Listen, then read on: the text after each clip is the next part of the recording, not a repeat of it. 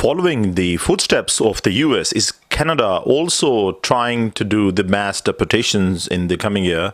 The migration data shows that the country has had 4.9 million people their visas expired in the next calendar year.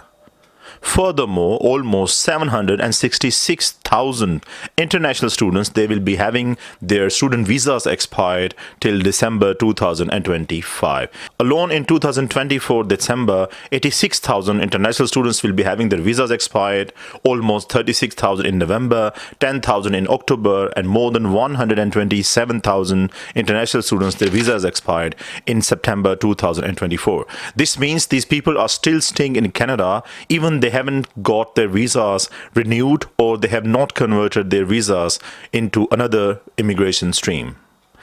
The Standing Committee of the Canadian Parliament had conducted a very strict appearance of the Immigration Minister Mark Miller last week, and they questioned him a lot of issues that are raising with the passage of time, such as increasing number of people with expiring visas and increasing number of asylum applications in the country. Since the temporary residents, once they do not get their visas renewed in Canada, most of them go for the asylum process. And this is why over the past few months, the numbers have skyrocketed for the asylum seeking applications. The Canadian Immigration Minister tried to convince the Standing Committee during his appearance, but it seemed that they do not have exact data, exact information about how the deportation system works and if they will be able to conduct the mass deportation in the coming year. Deporting this number of people will be insane, almost impossible,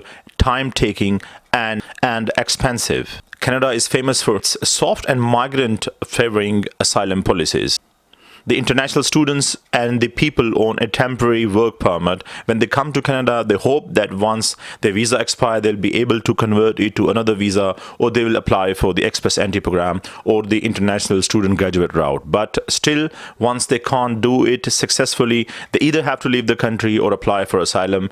In most of the cases, they go for asylum application because they want to live in Canada for a longer period of time, and the amount they have spent during their studies or the other expenses they have done during their stay, they do not want to lose that advantage and they want to further stay in the country. Canada has announced a lot of immigration rule changes over the past few months, such as introducing new immigration level plan, which will have a decrease of 20% net migration in the coming year. And furthermore, almost 1% of decrease of the temporary resident population next year alone. Canada has also capped the international students. Furthermore, it has made it difficult for the international students to sponsor their family members from abroad. Foreigners staying in Canada on a visitor visa are not also allowed to convert their visa status into a work permit. And furthermore, the automatic 10 years of visitor visa that was granted to the applicants who used to apply for the Canadian visitor visa for whatever the reason it was, that has also been abolished. Now, a single and multiple entry visa will be decided by the visa officer on the merits of each visa application. That seems fair. No doubt, Canadian government will be having tough time tackling these all immigration skyrocketing number barriers, and it seems like more and more people will be having their visas expired and they'll be applying for asylum application process, and this will increase the backlog, whatever it is currently. Need of the hour is to stop creating chaos and then further implementing a lot of strict rules for the temporary residents and also for the foreigners in Canada. This will create a type of panic among all these international students and temporary work visa holders. Canada should stick to a plan that could be long-lasting, and it should also have a trust of the foreigners who choose Canada as their destination with their family members. It's not easy to choose a country, invest all what you have, take your children or wife with you, and then afterwards you will be told that you can't stay there furthermore.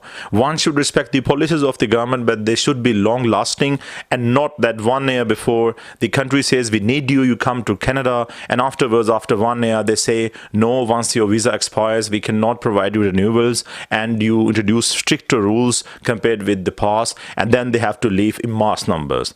About the deportations in mass numbers, will it be possible or not? It seems becomes impossible, it will not be possible. The immigration system will remain, for example, for the next couple of years minimum in chaos, and the current government, as it has done already in the past, will have to work very hard to tackle these all issues, and we are hopeful there will be a very uniform solution available to all these problems, so that the foreigners who come to Canada choose it as their future land, they will be satisfied, they will be also having a trust in the system, and furthermore the country will also be having an eye on distributing equally the opportunities of employment in the country, so that locals should also not feel the burden of international students or the temporary residents who come to their country and they feel that they cannot find a job because these old people are willing to do these type of all unskilled jobs.